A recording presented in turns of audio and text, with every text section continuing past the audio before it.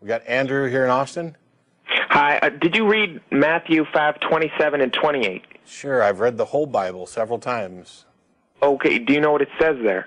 Is that the passage about adultery, where it's not doesn't just have to be physical adultery? If you look at another woman, another man's wife with lust, you've committed adultery in your heart.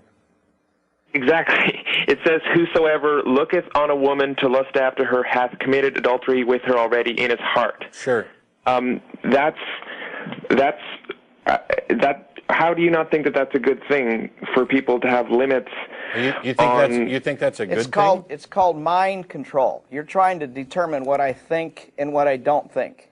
That's one of the stupidest things I could imagine. How can you control or even pretend to control what somebody thinks? And you don't think Jesus looked on a woman without lust? Or any of his disciples? That's what Jesus said. That is Jesus, what Jesus said right there. Well, first of all, we'll set aside how you think you know that this is what Jesus said. Second aside, we'll set aside whether or not it matters whether Jesus said it. I don't care who said it. If it's wrong, it's wrong. And so if somebody says, now I will say, if a man looks on a woman lustfully, he's committed adultery in his heart, is absolutely wrong. Because first of all, he's not necessarily married, and adultery is specifically a lustful or sexual action that extends beyond the bounds of marriage. So as a single person looking on a woman lustfully isn't adultery. And by the way, I put it to you that almost nobody on the planet outside of arranged marriages would have ever gotten married or had sex if they hadn't looked at someone of the opposite sex lustfully. And finally, why is it a man looking at a woman lustfully? Why isn't it a woman looking at a man lustfully, or a man looking at a man, or a woman looking at a woman? This is a misogynist. Hang on. If you see a beautiful woman, do you just go rape her right away? Andrew, I'm going to let me finish the thought. It's a misogynistic bit of language that is patently absurd. It denies something that is trivial about human nature and the way things actually work, and tries to compound it as sin. Okay? I could care less if somebody wants to call it sin. Now, go ahead. Well, don't you think it's important to have limits on your sexual desires? Otherwise, everyone would just be raping everyone. Really? You think people would just run around raping people? Well, do you just rape someone? I haven't raped anybody in the last 50-some years. Yeah, I've never raped anybody, nor have I had the inclination to. I've been an atheist for 20 years, so it's just amazing. So you know that's you do. How do you get from it's probably a good thing if people don't run around raping each other to therefore this statement about lustful thoughts is necessarily morally correct? Please make the connection between those two. How do you get from we should have some limits to what we can do to we need to have thought crime legislation? How do you get there? What limits do atheists have? Well, what culture? Tell me one culture that doesn't have limits. And every culture on the face of the earth has limits, and they're not Christian cultures. Chinese culture has got limits. Japanese, the most secular country in the world is Japan. They have the lowest rape rate. Denmark, Sweden, very unreligious places, and they don't have any rape problem. We have much more rape in the United States than they ever do in Denmark or Sweden. Religion doesn't seem to be any kind of deterrent to rape. Are you implying that all rapists are non-Christians or non-religious? What about the priests who are raping little boys and little girls? Where do you get your limits from? I get my limits from a rational consideration of the consequences of my actions. That's how I determine what's moral. I get it from a foundation that says my actions have an effect on those people around me, and theirs have an effect on me. And that if we're going to live cooperatively and share space, we have to recognize that impact. And my freedom to swing my arm ends at their nose. And that I have no right to impose my will over somebody else's will in that type of scenario. That's where I get them from. It's from an understanding. What's the punishment if you do that then? I get them You're just going to die. Andrew, I get them from an understanding of reality, not an assertion of authority. Now, what was the question? Well, if you just do all that, let's just say you go out with a gun and you just rape a bunch of people, then you just shoot yourself, what's going to be the punishment for you? If I go out and rape a bunch of people and shoot myself, what's going to be the punishment for me? I'll be dead. Yeah. I'll be dead. And why? It's not going to hurt. The bullet's going to go through your head in about a second. There isn't going to be any pain. That's correct. I'll be dead. Okay, so let's flip the script here. Let's say somebody goes around and rapes and murders somebody, and then After they're done, they get saved. What's the punishment for them? Oh, the punishment is hell. No, they got saved. They got saved. Are you saying that a rapist can't be saved? See, this is the problem. This is the problem with Christian religion. It establishes unrealistic and irrational and immoral criteria by which to live. And then it creates a loophole so that you don't ever have to be responsible for those actions. No, Andrew, shut up till I'm done.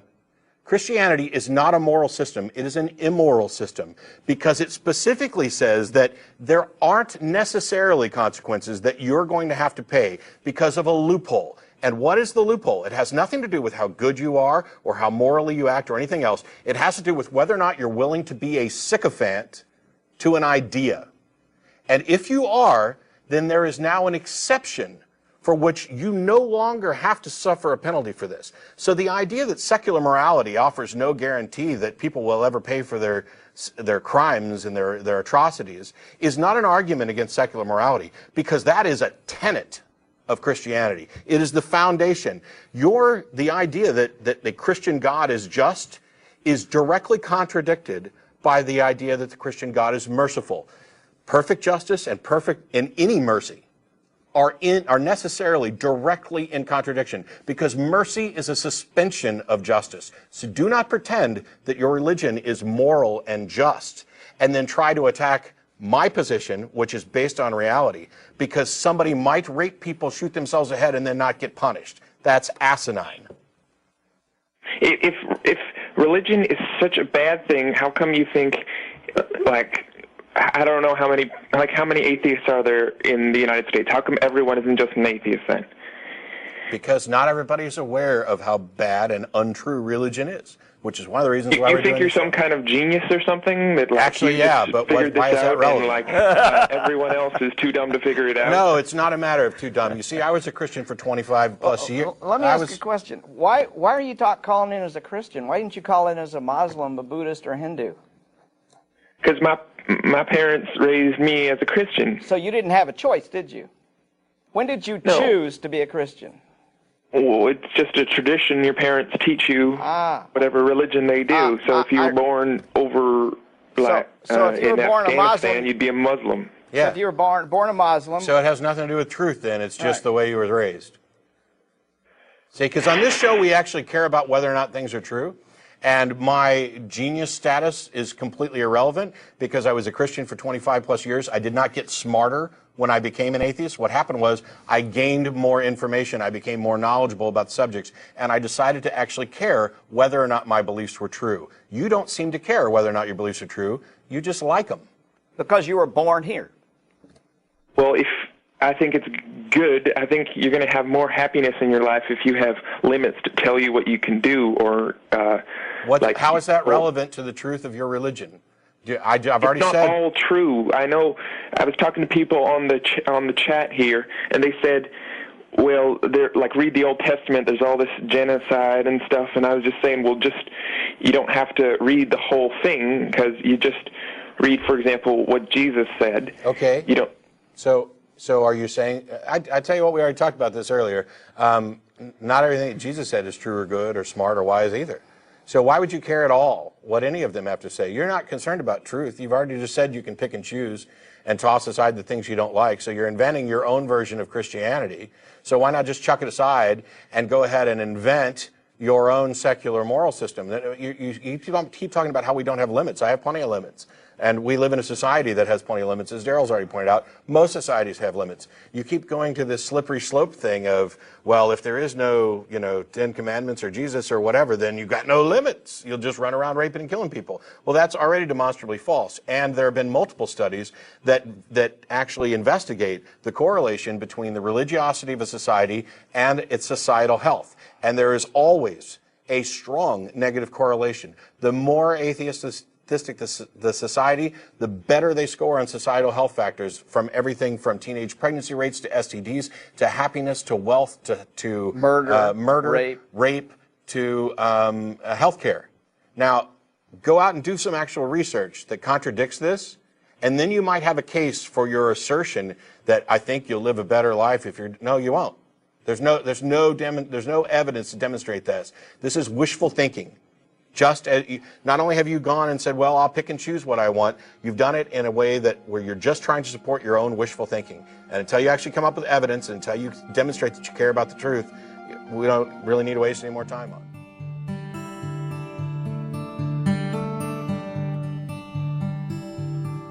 Where have all the flowers gone? Long time passing. Where have all the flowers gone? Long time ago.